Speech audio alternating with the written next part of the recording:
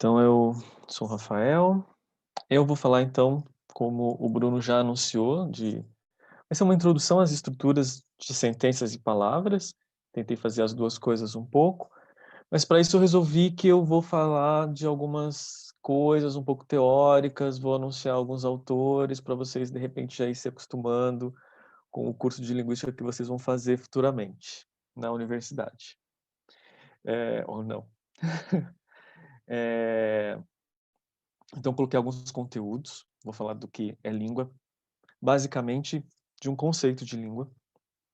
Vou falar um pouco do gerativismo, que é uma corrente teórica, não sei se vocês já conhecem, já ouviram falar, quem fundou essa teoriazinha. Vou falar de ambiguidade sentencial, então eu não sei se eu vou, talvez, tocar nos assuntos que vocês, pelo que eu vi, vocês já ouviram falar na semana passada, que tem a ver com semântica, mas eu vou falar de ambiguidade estrutural, de estrutura, né? Não vou falar de ambiguidade lexical e nenhum outro tipo de ambiguidade. Vou falar da estrutura SVO, vou falar de morfologia, vou falar da estrutura de palavras no português brasileiro e depois vou falar de outra estrutura de palavras, porque no meu doutorado eu estudei uma outra língua que não é o português e acho que é uma língua com uma estrutura de formação de palavras diferentes, vocês devem até conhecer já, né? Mas é para vocês, se não conhecem, conhecerem e se conhecem, relembrarem a estrutura. É, Eu vou partir do conceito de língua, que é um conceito de língua bem especial, que é um conceito baseado numa teoria. Essa teoria foi fundada por um carinha que está aqui, esse senhorzinho aqui com mais de 90 e poucos anos de idade, está vivo, é, que lá na década de 50 ele fundou o que a gente chama de teoria gerativa. Essa teoria, inclusive, foi muito utilizada na computação, no começo da computação, porque ela pretende dar uma estrutura para a língua. Então, para o Chomsky, que é esse Noam Chomsky, é o nome dele, língua tem um conceito diferente, por exemplo, de linguagem. Língua é um objeto que só os seres humanos possuem. E, veja só, o Chomsky faz uma diferença entre língua e linguagem, por exemplo, que é um termo que no inglês é language, a gente não tem muito essa diferença, mas para o Chomsky é bem diferente o conceito de língua versus linguagem. Quando eu falei para vocês que ele considera que só os seres humanos têm língua, então, a gente já percebe dentro desse conceito de língua que há um forte componente genético e biológico nisso tudo. Isso significa que adquirir uma língua, e eu ia falar aprender, mas para o Chomsky também é mais rigoroso isso, né?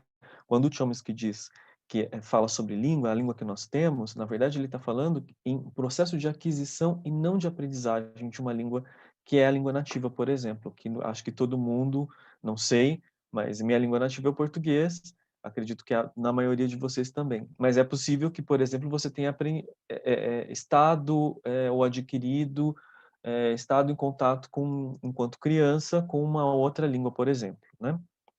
E nesse caso a gente está falando de aquisição e não de aprendizado. O Chomsky faz um pouco essa diferença, por exemplo.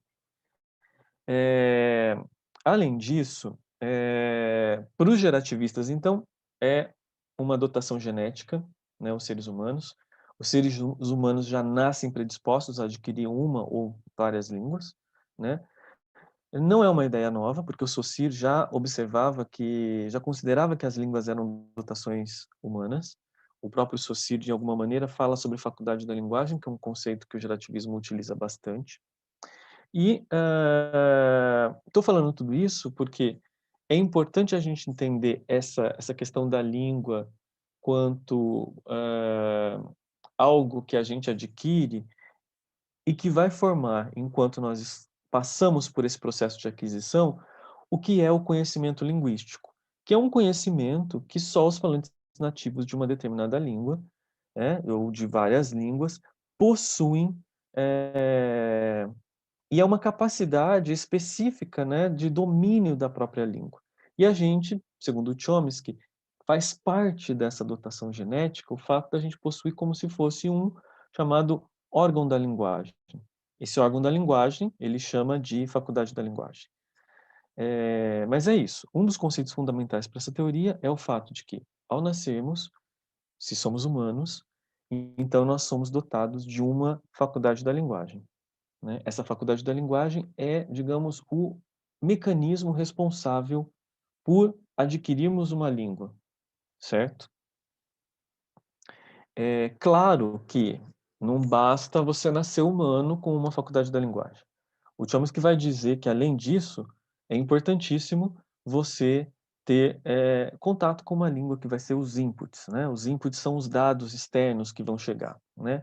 Daí também uma importância, por exemplo, porque se nós somos ouvintes, esses dados externos da língua vão chegar por meio da audição. Mas vamos supor que uma criança surda, como é que ela vai ter contato com os dados externos de língua para impulsionar ou então fazer com que essa faculdade da linguagem ajude a gente, guie a aquisição de uma língua. Ela precisa, por exemplo, entrar em contato com os dados linguísticos de uma língua de sinais, por exemplo. O primeiro estágio dessa aquisição de língua, por exemplo, é o que ele chama de gramática universal. Quando estamos falando de gramática universal, estamos falando de certos princípios que são universais, ou seja, servem para todas as línguas. É uma teoria que é um pouco, daí vem um monte de crítica, né? Porque é uma teoria que tem alguns conceitos, alguns, digamos assim, quase dogmas, né? Que possibilitam as críticas, por exemplo, dizer que você tem certos princípios que são correspondentes a todas e qualquer língua é uma coisa bastante forte dentro da linguística ou dentro dessa teoria, para as outras teorias, inclusive, né? Inclusive, durante muito tempo, dentro dos estudos gerativistas, procurou-se, então, se existem princípios que regulam todas as línguas ou que servem para todas as línguas, então quais princípios são esses, né? E aí muita gente ficou atrás desses princípios, quais eram os princípios. E aí vem uma outra questão.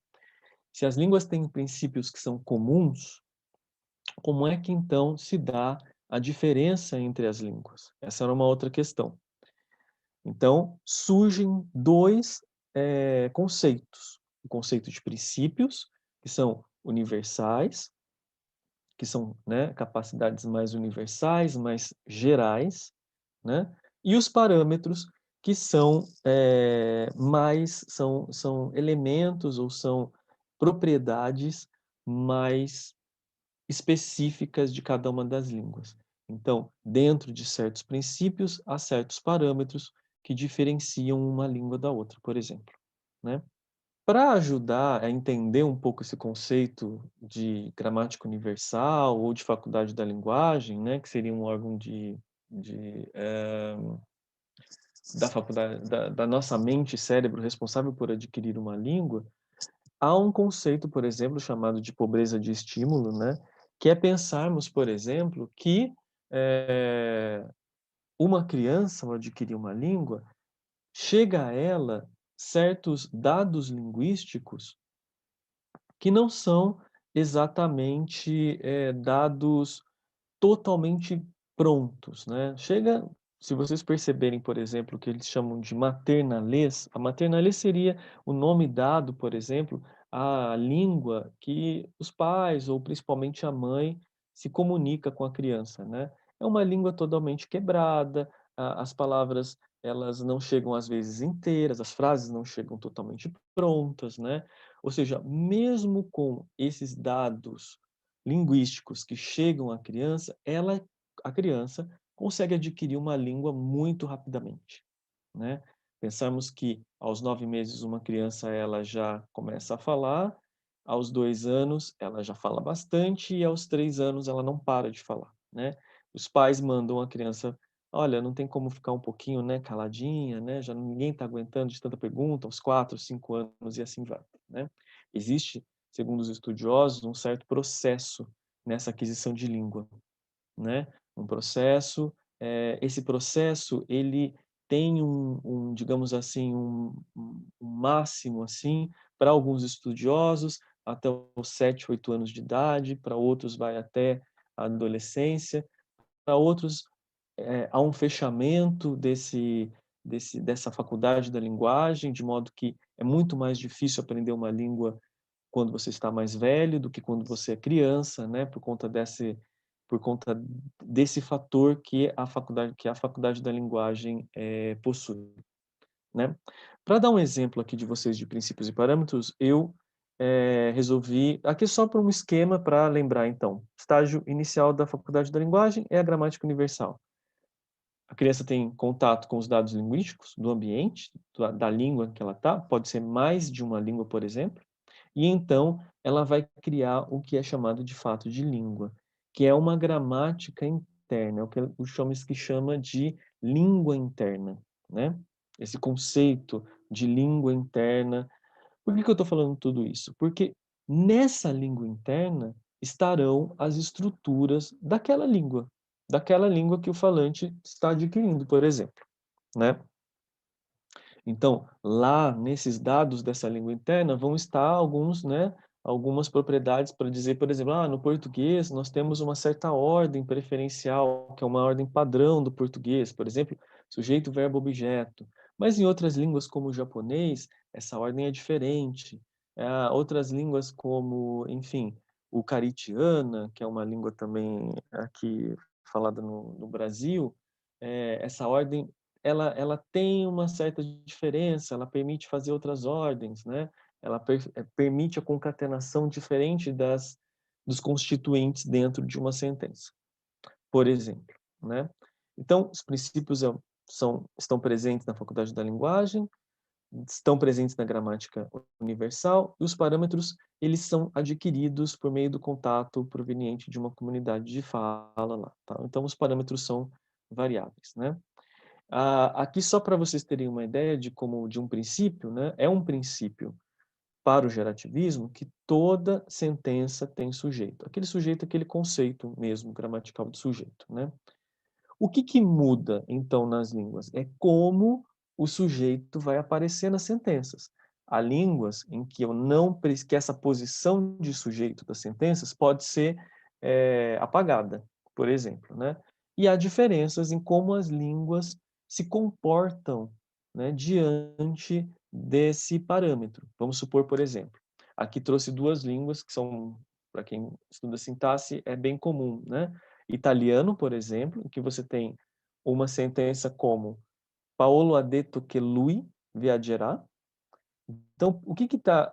esse asterisco aqui, vocês já devem saber, significa que a frase é gramatical naquela língua. A gramatical não significa que ela está errada de acordo com os parâmetros daquela gramática da língua. Vamos supor, o Celso Cunha daquela língua, ou o Bechara daquela língua, né? Não, significa que para a intuição dos falantes, para o conhecimento dos falantes, essa é uma sentença ruim, certo? Usando a intuição, a língua interna dos falantes, tá? Por que ela é ruim? Porque o italiano, ele não gosta que a gente pronuncie ou pronome dentro de uma oração subordinada, por exemplo. Então aqui tem, o Paulo disse que vai viajar, que ele vai viajar, esse lui é o ele, né? E a frase boa no italiano é exatamente uma em que o lui não aparece, que esse pronome ele não aparece. Então a gente tem alguma coisa como Paolo ha detto che viaggerà, né? Sem esse lui, tá? Sem esse ele.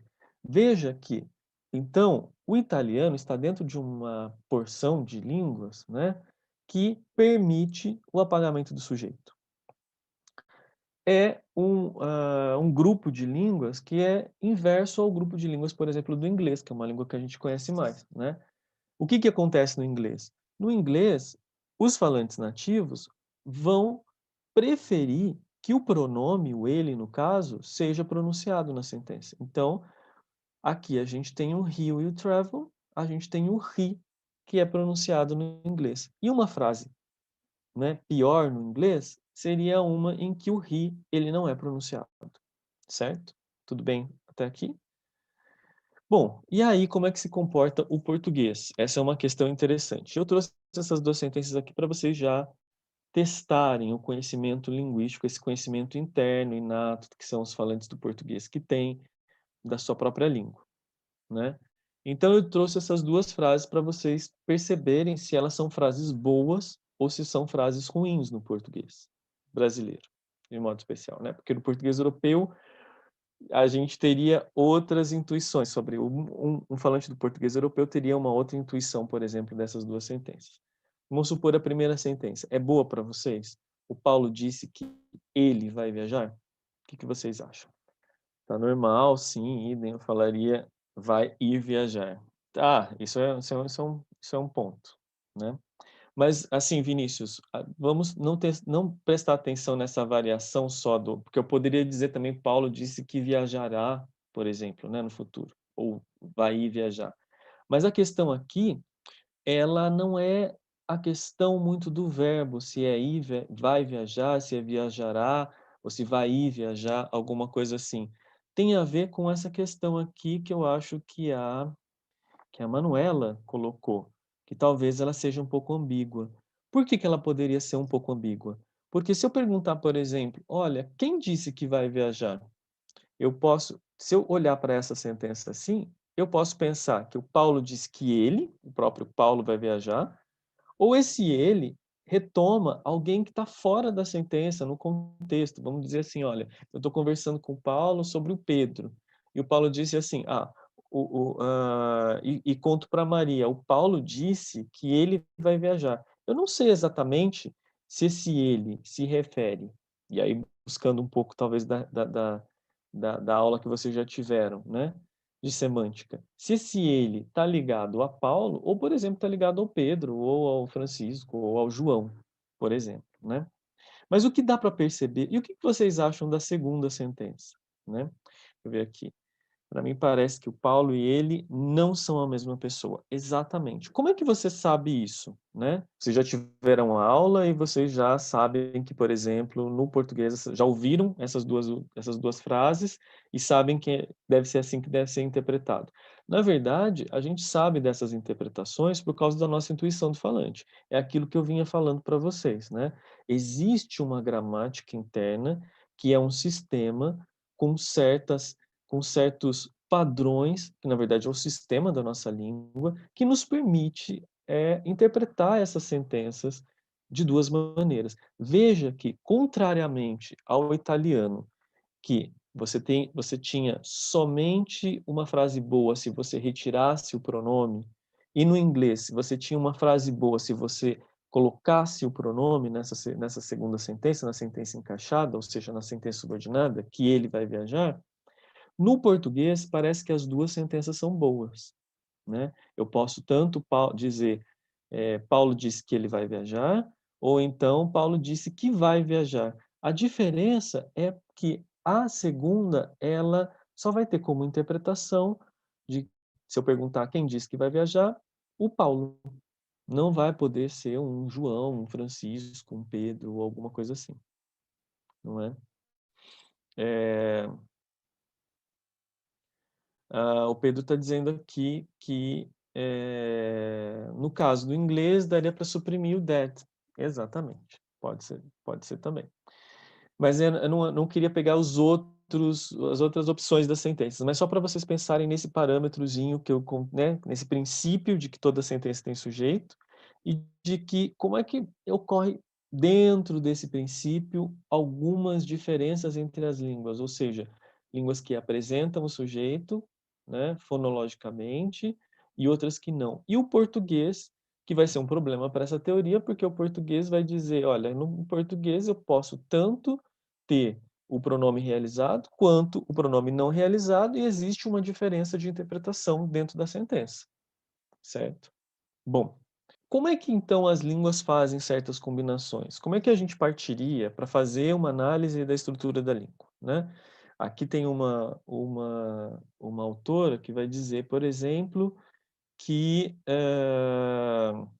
cada língua faz uso de meios finitos, mas os processos combinatórios permitem um uso ilimitado desse recurso. Isso aqui é uma outra propriedade muito importante para o Chomsky e para os relativistas, que é a recursividade e o fato de eu poder construir sentenças infinitamente, né? Se a gente tem, por exemplo, um repertório finito de sons na língua, de fonemas, e se a gente pode, por exemplo, contabilizar as palavras num dicionário, por que que não existe um dicionário de sentenças, por exemplo, né?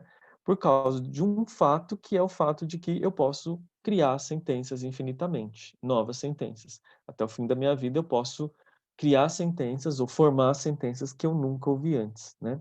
Isso também é um fato interessante para o Chomsky, porque ele vai dizer que, olha, as crianças quando estão adquirindo uma língua, elas não são meros repetidores dos seus pais. Elas têm essa capacidade, por conta dessa faculdade da linguagem, que faz com que uma criança produza uma sentença ou forme uma sentença, mesmo ela nunca tendo ouvido aquela sentença. Ou seja, nós não somos meros papagaios para o Chomsky, né?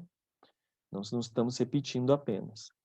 Bom, o fato é que essas combinações aqui desses elementos, né, as combinações elas não são aleatórias de língua para língua, né? Vamos supor, elas são ilimitadas, mas elas não podem ser aleatórias. Então, por exemplo, eu posso pensar aqui numa concatenação de algumas, a princípio eu posso pensar assim, como é que eu formo uma frase? Eu concateno palavras apenas, né? Na verdade, para os estudiosos, o que eu estou concatenando não são exatamente palavras, mas são mais do que palavras, são chamados de constituintes ou sintagmas quando eu crio uma sentença, quando eu formo uma sentença, né? Então eu posso ter aqui, por exemplo, um exemplo de livro e eu concateno azul. No português, a gente prefere concatenar azul depois de livro, e aí eu tenho livro azul, eu posso ter o livro azul do Henrique, eu posso ter livro azul do Henrique que ele ganhou de presente. Veja como é mais ilimitado. O que que limita essa concatenação dos elementos na sentença? Tem um fator que é a memória. Se a gente concatenar durante muito tempo, a gente não vai sequer se lembrar da primeira concatenação. Então, existem outros elementos dentro do sistema cognitivo que nos limitam, não o próprio gerador de sentenças, né? Não esse mecanismo de formar sentença, né? Posso dizer o livro azul do Henrique que ele ganhou de presente da madrinha, eu posso dizer o livro azul do Henrique que ele ganhou de presente da madrinha que mora em Campinas, o livro azul do Henrique que ele ganhou de presente da madrinha que mora em Campinas num apartamento, e assim vai. Eu posso criar e posso aumentar e ir ampliando essa sentença, né? Mas como é que, no final das contas, a gente já sabe, né, que o português tem uma certa ordem, que é a ordem SVO, por exemplo, né? Mas como é que se dá a formação de uma sentença? Vocês acham que a formação de uma sentença se dá, por exemplo, pelo sujeito? Primeira coisa que eu coloco numa sentença é o sujeito? Ou então, a primeira coisa que eu coloco numa sentença é o objeto. Então, eu formaria, por exemplo, o livro, comprou o livro, João comprou um livro. Ou então eu começaria essa sentença, o João comprou um livro por o João, depois o João comprou, e depois o João comprou um livro, né? Essa ordem que a gente escreve ou pronuncia a sentença, na verdade, para os estudiosos, não é a ordem em que essa sentença é formada, né? E aqui tem mais ou menos como é que é o passo a passo da formação de uma sentença, por exemplo. Isso aqui é outra coisa interessante, porque isso aqui tende a ser utilizado para, dentro da teoria, para explicar diversas línguas e não só o português, por exemplo. Primeira coisa que eu retiro, digamos assim, do léxico para formar, né? Como é que o relativismo entende léxico? Léxico, falando assim bem amplamente, é um repertório onde estão as palavras. Mas a teoria... Então, por exemplo, a gente tem que armazenar as palavras em algum lugar da nossa mente cérebro e ela se chamaria léxico. Léxico é esse repertório das palavras que a gente conhece, né? Tem aquelas palavras que a gente usa mais, tem aquelas palavras que a gente só conhece e a gente pode, ao longo da nossa vida, acrescentando mais e mais palavras nesse léxico. No entanto, isso não é um consenso na linguística, por exemplo, de que as palavras já estão formadas. Eu estava dizendo para vocês que não é um consenso de que as sentenças, ou dentro da teoria gerativa, a gente não vai dizer que a gente guarda sentenças prontas, né? A gente pode ir formando sentenças à medida que a gente precisa utilizar sentenças. Mas não é um consenso dentro do gerativismo ou dentro da linguística de que as palavras já estão previamente formadas antes de formar sentenças. Alguns linguistas vão dizer que também a gente forma palavras à medida que a gente forma sentenças. Então, a gente não teria um lugar de armazenar palavras prontas totalmente, né? Totalmente prontas. A gente teria um outro lugar em que a gente forma palavras, ou então o mesmo lugar que a gente forma as sentenças, a gente forma as palavras na nossa mente cérebro, né? Mas há aqui um passo a passo, por exemplo, que é seleção do verbo. Começaria a sentença pelo verbo. Por quê? Porque o verbo carrega certas características para dizer assim, olha, eu sou um verbo do tipo que preciso de dois elementos. Tá lá. Isso significa que ele é um verbo que a gente conhece como verbo transitivo, né? Eu sou um verbo que preciso apenas de um elemento, né? Então, um verbo transitivo seria um tipo de verbo como comprar no português, né? João comprou o livro. Então, ele precisa de dois elementos. Comprar precisa de um João e precisa de um livro. Ver seria também um desses verbos do tipo transitivos, né? Precisa de dois elementos. João viu a Maria, né? Mas a gente tem verbos do tipo que precisa de um elemento só. Por exemplo, trabalhar. O João trabalha, ou o João trabalhou. Ou correr. O João correu, né? Então, como é que se dá a seleção desses elementos dentro da estrutura da língua? Eu tenho a seleção do verbo, depois eu tenho a seleção dos complementos verbais, se houver, e a seleção do sujeito, por último, né? E desses elementos né, chamados, que são selecionados pelo verbo, e a seleção dos adjuntos. Os adjuntos seriam aqueles elementos que não são selecionados pelo verbo, mas que eu posso colocar na minha sentença e esses adjuntos vão trazer mais informação para a minha sentença. Eu posso dizer, por exemplo, o João comprou o livro, eu posso dizer que livro que é, o livro do Chomsky, ele comprou o livro do Chomsky na Amazon, ou ele comprou o livro do Chomsky na estante virtual, né? Eu estou dizendo um lugar, mas para o verbo, apenas o João e o livro são primordiais para que aquela sentença seja bem formada, por exemplo, né? Então, aqui tem, por exemplo, estrutura, a seleção do verbo, depois a seleção dos complementos verbais. Então, eu tenho aqui, por exemplo, um verbo como ver, né? Esse verbo como ver vai pedir o viu a Maria, essa seria a ordem.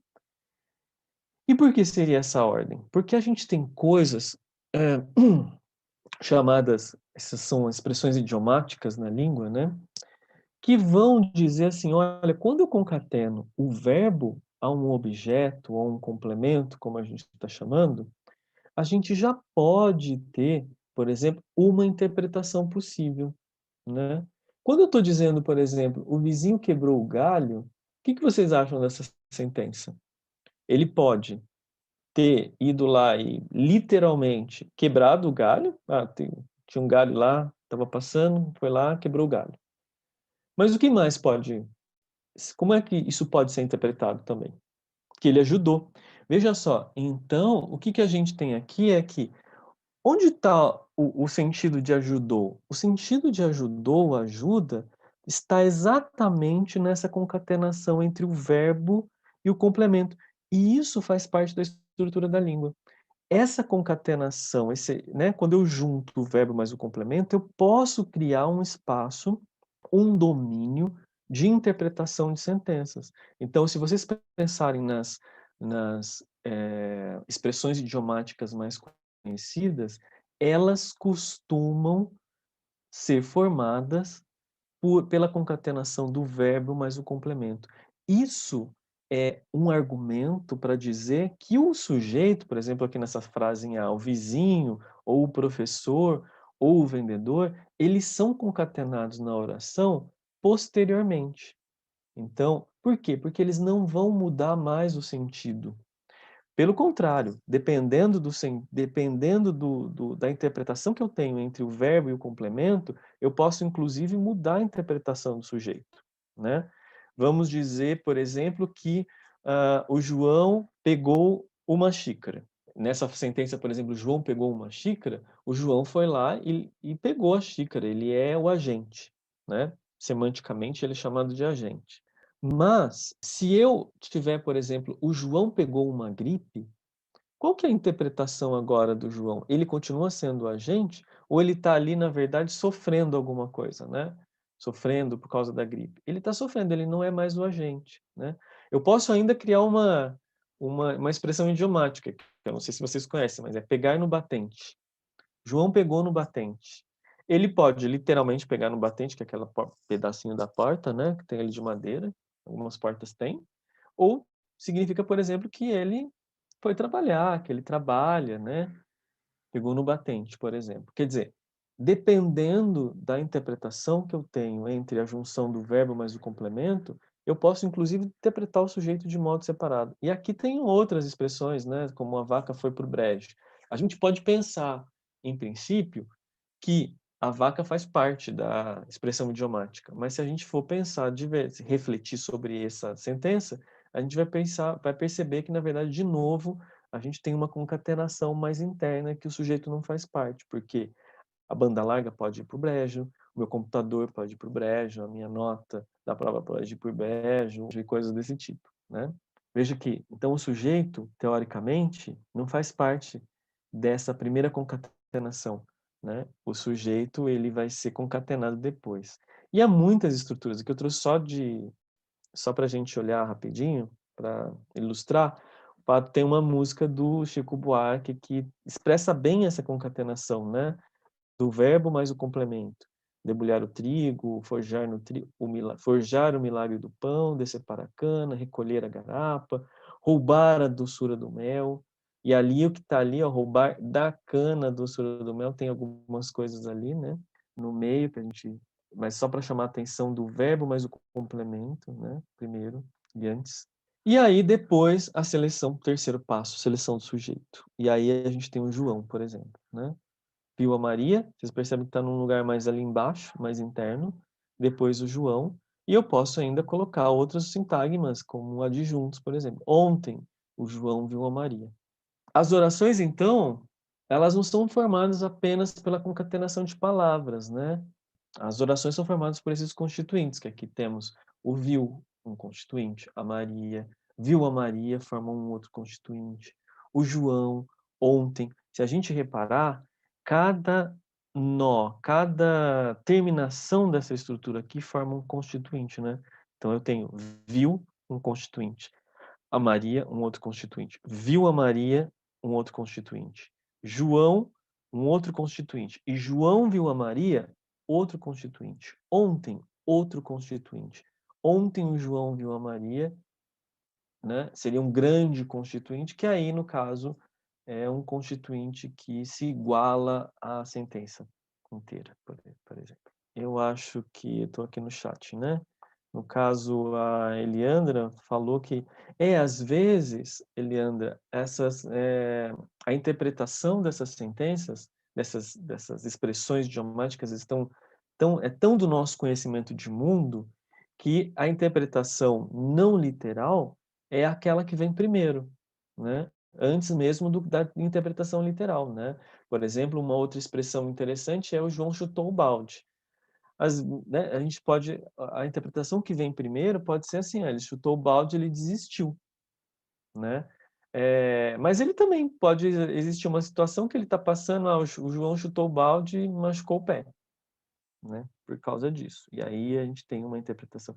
Veja, todas essas interpretações são possíveis com base na estrutura interna e no próprio conhecimento que o falante tem da sua língua.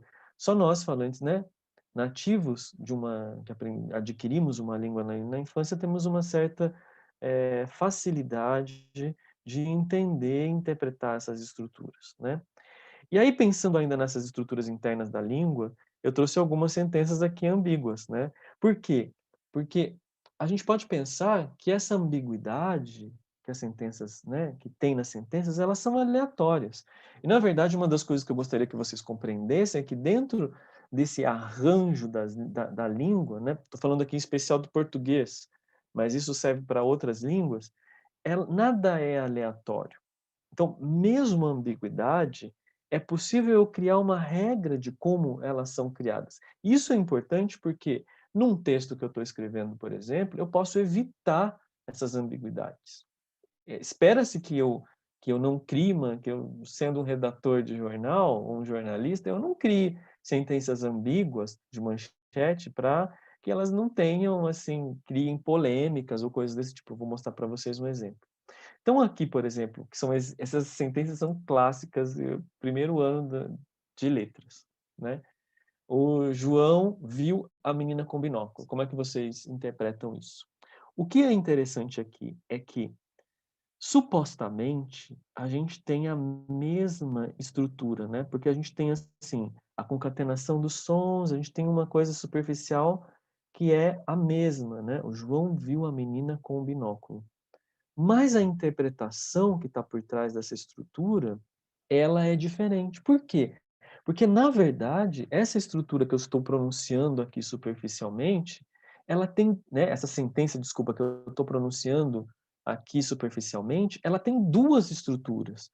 Ou seja, a concatenação dos elementos, conforme aquelas concatenações que eu mostrei para vocês, ela é diferente. E o nosso cérebro consegue saber isso, certo? O nosso conhecimento linguístico, na verdade, consegue saber disso. Então a Júlia falou aqui, sim, a interpretação é a menina usando o binóculo ou o João usando o binóculo para ver.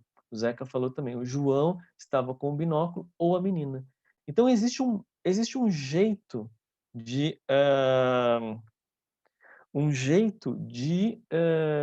de nós concatenarmos essas coisas, né? De modo diferente, por exemplo, né? Então aqui, por exemplo, outra coisa, deixa eu ver aqui, deixa eu voltar rapidinho. O aluno alugou um apartamento com banheiro perto da UNB. Qual seria a interpretação que vocês dão aqui? O apartamento estava perto da UNB ou o banheiro estava... Fica até estranho, né? Alugou um apartamento e o banheiro é perto da UNB. Pode ser que o apartamento não seja perto da UNB, por essa sentença, certo? Mas fica uma frase estranha, mas quer dizer, as estruturas que estão ali por trás dessa sentença, elas não nos permitem, né, pensar que nessa sentença, por exemplo. Exato, é o que a Manuela falou ali. Se o banheiro é perto, como que o apartamento não é, né? Fica estranho, mas é uma possibilidade de interpretação, né? Precisa dirigir 10 minutos para usar o banheiro, imagina. E a outra ali, né? José entrou na sala de muletas. Pode ser que a sala é uma sala de muletas, né? Olha, essa aqui é a sala de muletas, essa aqui é a sala de cadeiras de rodas, essa aqui é a sala do sofá e tal, né? Ou então o José, ele entrou na sala e era o José que estava usando muleta. Ele entrou numa sala qualquer. A sala que se acidentou, essa é uma boa, né? Veja então que tem duas maneiras de se criar ambiguidade no português, né? Ou esse elemento, por exemplo, aqui, né? Esse elemento final, ele modifica o elemento mais próximo. Então, ali, o João viu a menina com o binóculo, é a menina que está com o binóculo, aluga o apartamento com banheiro perto da UNB. Perto da UNB está modificando o banheiro, que é o elemento mais próximo, né? Então, é o banheiro que é perto. José entrou na sala de muletas. Muletas está modificando sala. Então, é sala que é de muletas. Ou então você tem o elemento mais distante, que é o João viu a menina com binóculo. É o João, ele viu com o binóculo. Ou então, é alugo perto da UNB, o apartamento com banheiro, né? José entrou de muletas. Então, percebe, tem duas maneiras de criar essa ambiguidade no português. E a gente precisa estar atento a essas estruturas para exatamente evitar essas ambiguidades, que são estruturais. Percebam que não é que binóculo é ambíguo em si, não é que o NB é ambíguo em si, mas é o modo como eu concateno esses elementos na sentença que podem criar as ambiguidades estruturais, nesse caso, sintáticas, né? Aqui eu trouxe um jornal, né, uma manchete, né, para vocês perceberem a que ponto podemos chegar. Então aqui a notícia dizia: Vanessa da Mata descobre, Vanessa da Mata é uma cantora, né? Vanessa da Mata descobre que pegou um músico que tocou com ela no colo quando ele era bebê. Essa aqui é uma ambiguidade um pouco mais refinada, né? Tá tão assim, a estrutura tá tão ali hermética, né? que ela tem mais probleminhas, né. O que que vocês acham? Como é que vocês interpretam aqui, né? Aqui a Isabela está colocando, né? Se você tivesse entrou na sala de muletas, não deixava dúvida, exatamente, né? Mas aqui não deixava dúvida no seguinte, né? A sala era de muletas e quem entrou estava usando muletas, né? Mas é outra sentença nesse caso. O bebê que ela pegou no colo agora é músico dela. Essa era a interpretação que queriam, né? Mas acabou que é, é possível interpretarmos essa sentença aqui que ela pegou o músico que tocou com ela no colo, então o músico tocou com ela no colo quando ele era bebê. É uma coisa inclusive estranha de se pensar, né? Mas ainda assim, essa ambiguidade também não foge daquele esquema, daquela estrutura que eu mostrei para vocês. Pegou o músico que tocou com ela no colo, então, é com ela no colo. É como se o músico tivesse pegado ela no colo e tocado, né. E a outra com o constituinte mais longe, com a estrutura mais, né, com aquilo que está mais longe. Então, pegou no colo o músico que tocou com ela, né. Seria isso, eu acho que é a interpretação pela foto que nós vemos, né.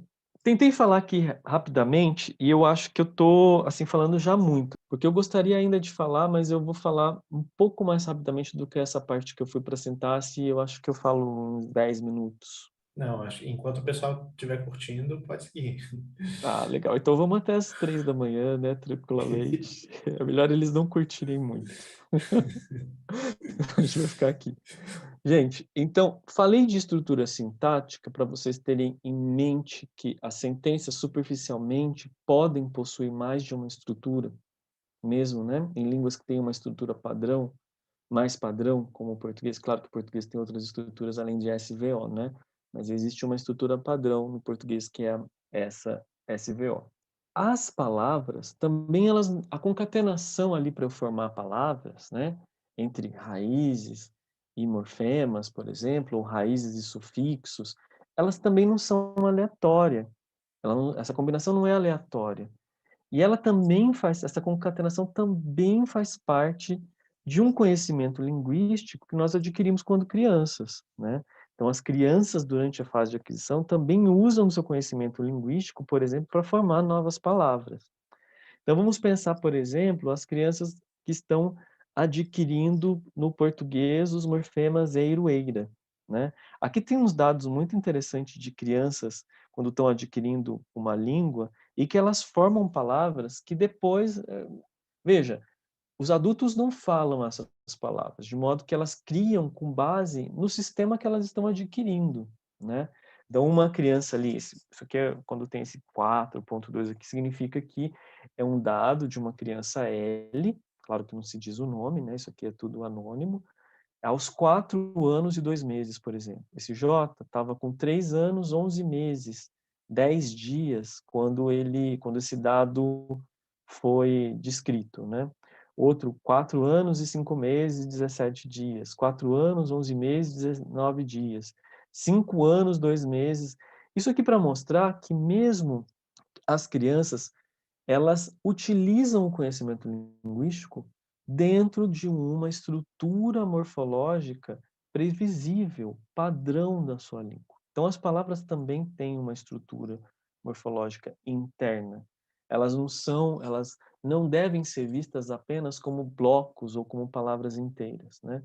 Então, aqui para dizer alguém, essa criança para nomear que tinha alguém consertando o jardim, provavelmente ela não conhecia a palavra jardineiro, ela criou a palavra planteiro, por exemplo. Criou essa palavra com base no seu sistema da língua, né. Veja que ela pega uma raiz plant e coloca um morfema do tipo eiro, que vai criar, por exemplo, um agente ou uma profissão, porque você tem pedreiro, você tem outros, né, outras profissões com eiro. Ela tem esse conhecimento linguístico e cria a palavra planteiro. Mesma coisa ali, né, ela queria dizer pintor, mas ela acaba criando uma outra palavra pinteiro, porque também ela tem, digamos, essa ela tem a estrutura já das palavras da língua, mas ela também tem, um conhecimento sobre um conhecimento sobre esse morfema eiro, por exemplo, que forma como eu falei para vocês, né? Profissões. E aí eu dei o exemplo do morfema ero, mas eu posso dar, por exemplo, o exemplo do morfema dor, por exemplo, que é outro que forma também agentivos. Só que o morfema ero forma palavras, né, agentivas ou profissões a partir de nomes, né, que no caso a criança criou planta, planteiro, né, pintor, pinteiro, mas eu posso ter o morfema dor que vai formar a partir de verbos. Então, roubar, roubador, comprar, comprador, vender, vendedor, né? Cria nomes, todos aqui são substantivos, né? Todos são nomes. A categoria final, a classe gramatical deles é de nome, mas tem processos de formação de palavras diferentes, vocês percebem, né? Roubador foi criado aqui pela criança com base num verbo. Olha o A da vogal temática verbal ali de roubar, né? Demoração também foi criado ali de demorar, né? Criou um nome com esse morfemação, né?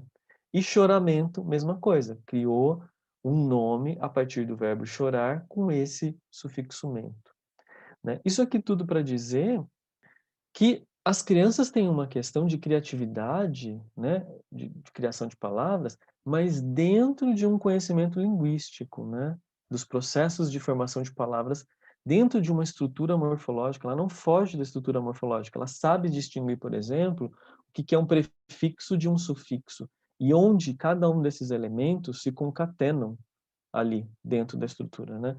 E eu trouxe aqui para testar a criatividade de vocês algumas imagens que eu gostaria de saber como é que vocês formariam novas palavras para isso aqui, por exemplo. Conseguem reparar? Conseguem dar um nome? Como é que vocês formariam uma palavra para isso? Fuscarro, gostei. Fuscombe, legal. Fuscombe ali também, né? Com busca, perfeito. Vocês têm ideia de que processo de formação de palavras é esse que vocês estão usando aqui para formar as palavras? Veja que, assim, duas pessoas pelo menos, né? Júlia, Manuela, e mesmo o Fuscarro, né? Vocês tiveram mais ou menos a mesma intuição, veja. Não fugiu tanto, né?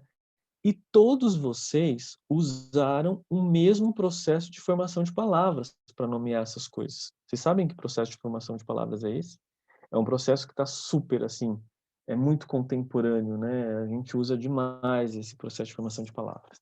Enquanto vocês pensam, tem uma outra imagem aqui interessante para testar essa criatividade aqui. Yasmin, perfeito. Se trata de um neologismo porque se trata de uma palavra nova. Você pode perceber que essas palavras aqui, fuscombe ou coisas desse tipo aqui, elas não estão no dicionário. Então, um dos critérios para a gente saber se é um neologismo, para os lexicólogos e lexicógrafos, é ir no dicionário e ver se aquela palavra ela já está descrita, por exemplo, né? E elas não vão estar. Então, se trata de um neologismo. Mas o processo de formação de palavras não é um neologismo, tem um processo. E veja, não é um processo como do tipo, a gente tem no português processos do tipo flexão, derivação, que pode ser sufixal, prefixal, coisas desse tipo. A gente tem composição, que é um outro processo de formação de palavras. Então, a gente tem, por exemplo, guarda-roupa, formado por guarda e roupa é um processo. Guarda-chuva, limpa-vidros, navio-escola, bar, restaurante, né, coisas desse tipo. E veja só, aqui mesma coisa, né? Vamos ver o que vocês criaram aqui. Carrozine, perfeito. Por quê? A gente está enxergando um carro, está enxergando um carro mais comprido que a gente chamaria de limousine, né? Gostei desse daqui, Uno, Uno, Uno, porque o que você fez, Antônio? Você pegou o Uno e como ele é longo, você repetiu várias vezes, né? Isso podia ser um processo né, de palavras muito interessante, que é um processo de criação de palavras também, né? Mas tudo previsível dentro dos processos de criação de palavras. Limarro, né? Que é uma limousine com carro, né? Paleosine, perfeito também, né? Tá enxergando mais um palio aqui, né? Limonosine, perfeito.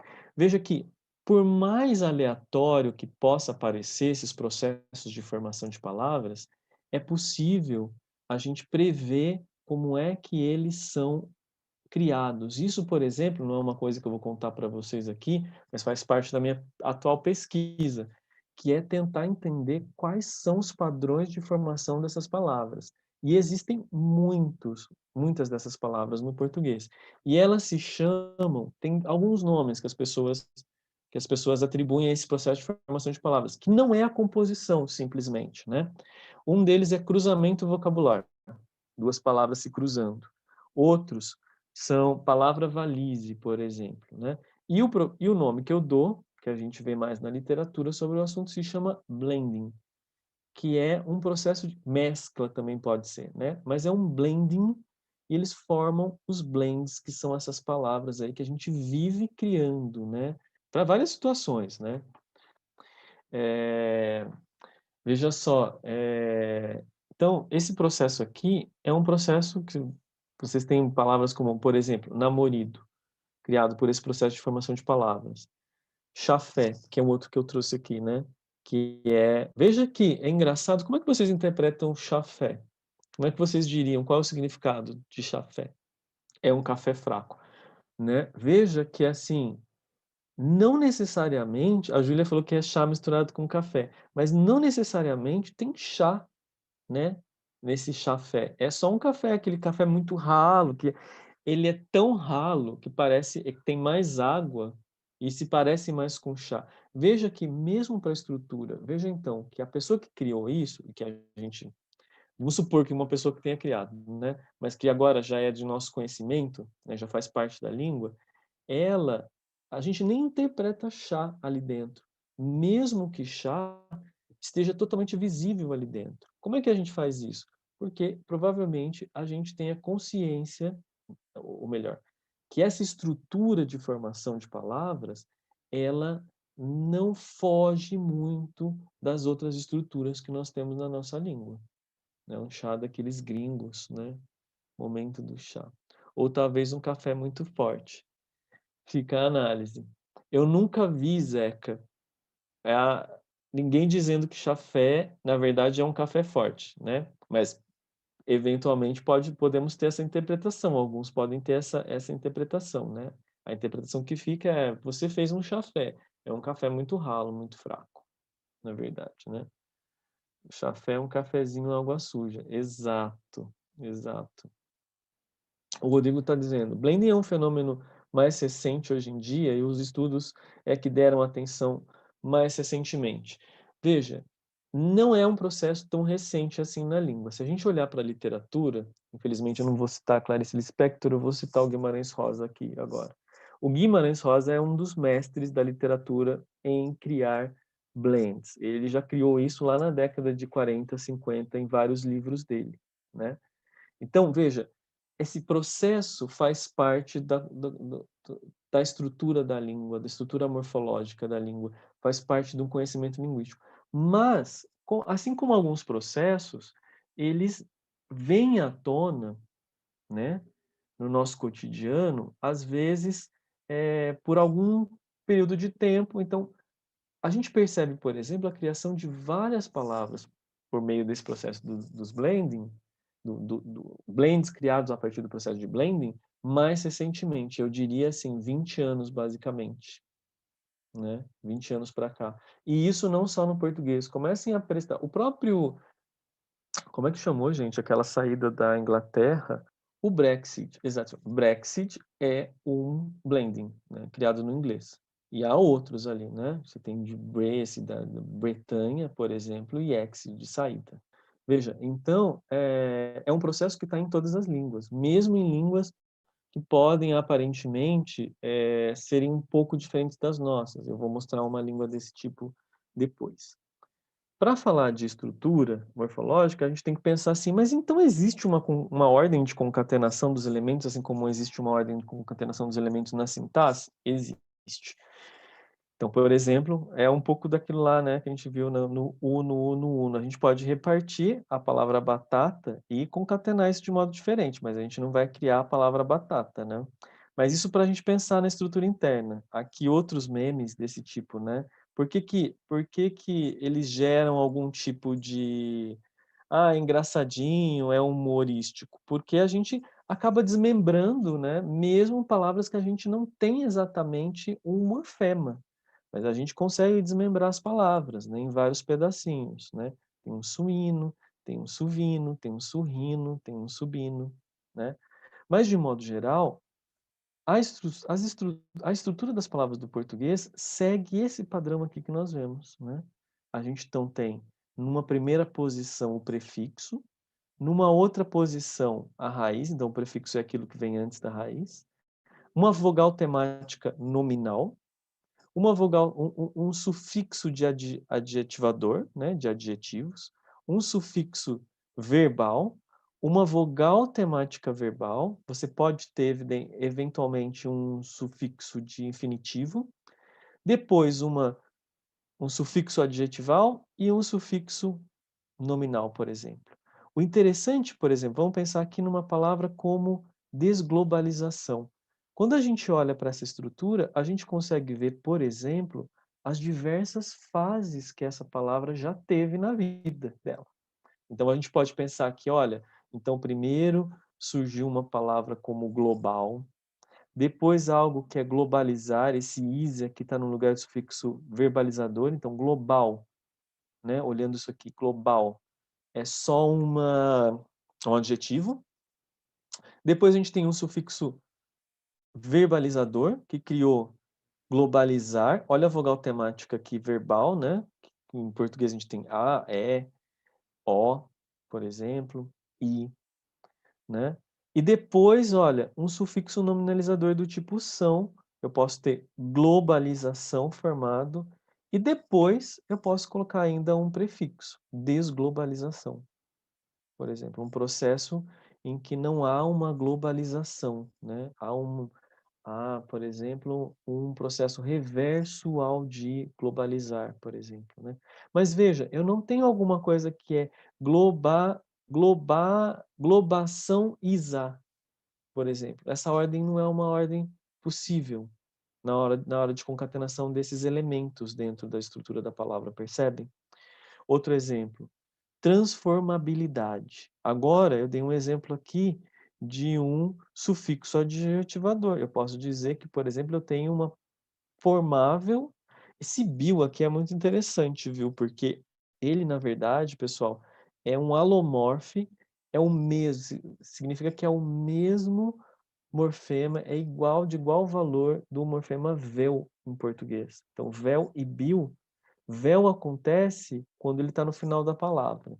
Então, transformável, infalível, né? Mas eu posso, se eu coloco mais coisas depois, ele vira bil. E aí eu tenho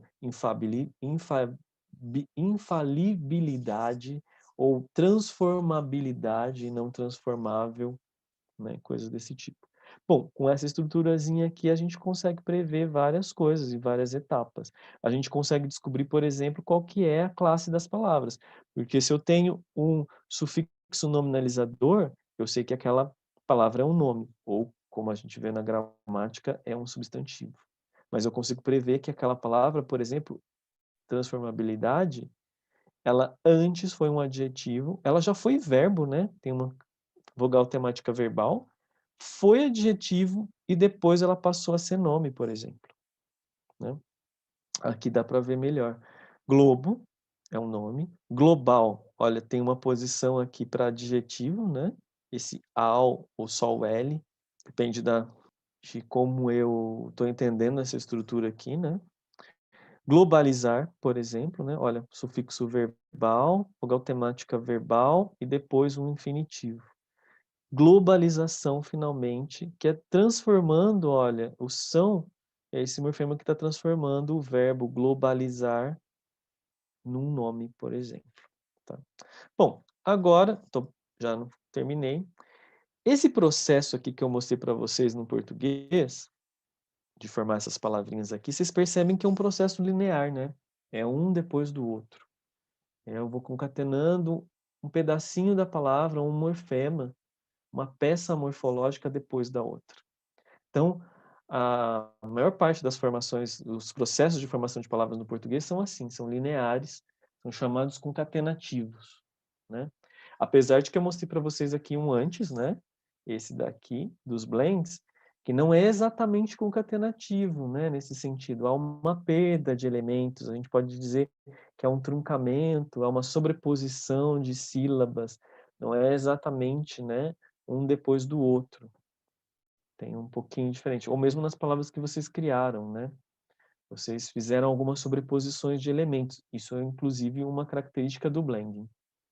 Mas existem outras línguas em que o processo de formação de palavras não é esse, que você concatena elementos linearmente, né? Vocês conseguiriam me explicar mais ou menos como é que é o processo de formação dessas palavras aqui? Ou se vocês conhecem, que língua é essa? Que processo é esse? Só para a gente pensar que não existem apenas processos concatenativos, né? Em termos de formação de palavras, mas há outros processos aqui, né? Amei esse esquema colorido. Esse esquema, Eliandra, o Bruno tinha falado que eu participo da Gramaticoteca, ele foi criado exatamente dentro daquele processo do Gramaticoteca. Eu tenho essa mesma tira que eu tenho ela em papel, porque, na verdade, isso aqui é um jogo para a criação de palavras, né? Perfeito. O João acho que já descobriu o que se trata, né? É uma raiz triconsonantal semítica. Essa aqui é uma língua semítica. Na verdade, essa língua aqui é o hebraico.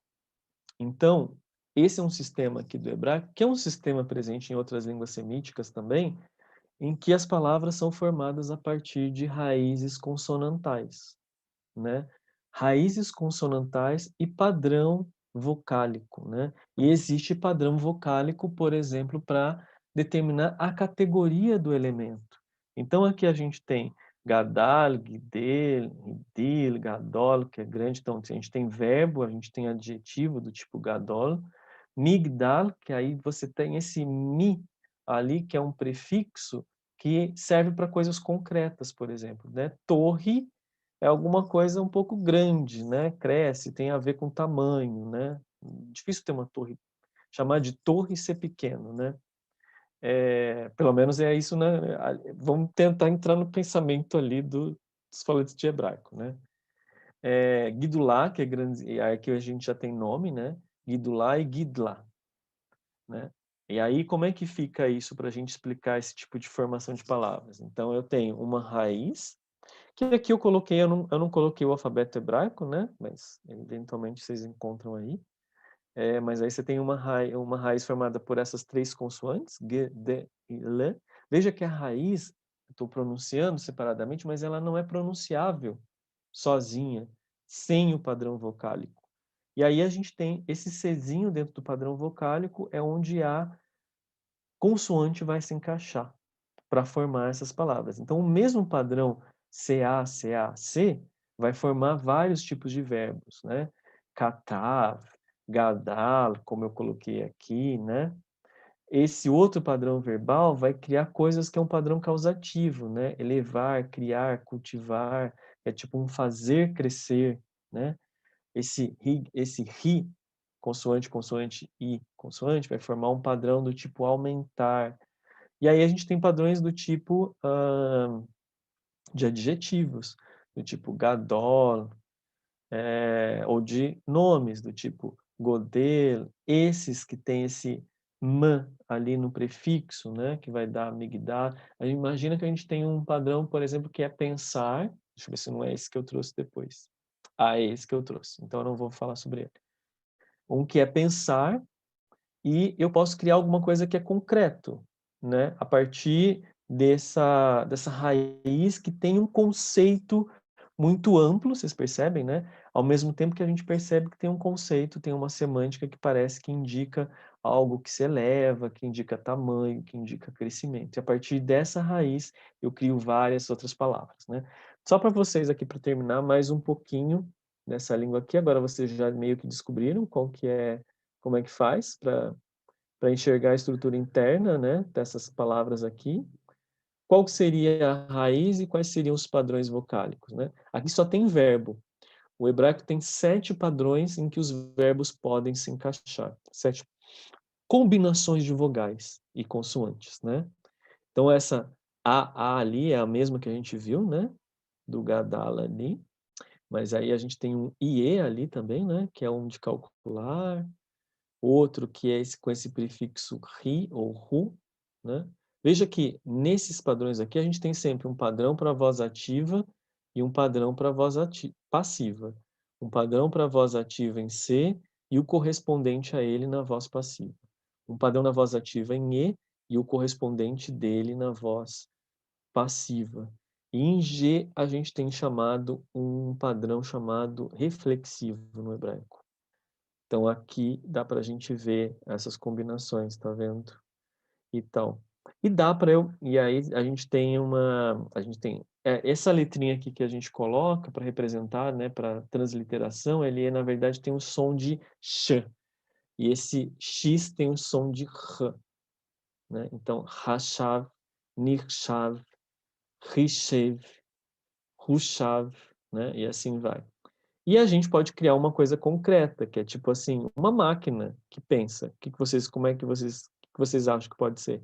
Computador é criado da mesma raiz de pensar. Então a gente tem um Marche, por exemplo, que tem esse mesmo man aqui de coisas concretas, né? Esse man. Gente, era isso. Eu espero não ter ido muito longe. Aqui tem, olha, eu sou da Unifesp. Aqui eu deixei alguns canais para vocês, né, observarem algumas coisas. Eu sou do Laboratório de Linguística e Cognição da Unifesp, a gente chama ele de LabLink. Então tem o nosso site, alguns encontros lá. Tem o nosso YouTube, então tem várias palestras bem legais de várias pessoas, neurocientistas que já foram falar no laboratório, enfim, coisas interessantes. E eu também faço parte de um projeto chamado The Word Lab, que é um projeto assim que está sediado na Universidade de Lisboa. Lá também nessa página tem algumas coisas, algumas palestras, também tem um canal do YouTube, tem algumas palestras interessantes sobre linguística, sobre processamento, basicamente, né? Minha pesquisa atual vai falar sobre como é que a gente processa a formação dessas palavrinhas que eu chamei aqui de blends, né? O processo de blend. Muito obrigado. Se vocês tiverem alguma questão, dúvida, assim, eu espero não ter fugido muito do intuito, Bruno, dessa aula palestra aqui.